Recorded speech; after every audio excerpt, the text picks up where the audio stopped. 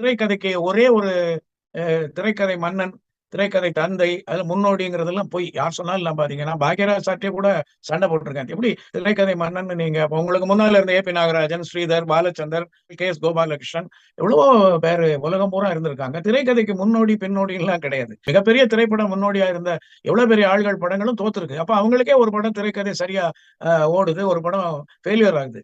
அதனால இதுல முன்னோடிங்கிறது கிடையாது. It is a profession. இது ஒரு தொழில் தான்.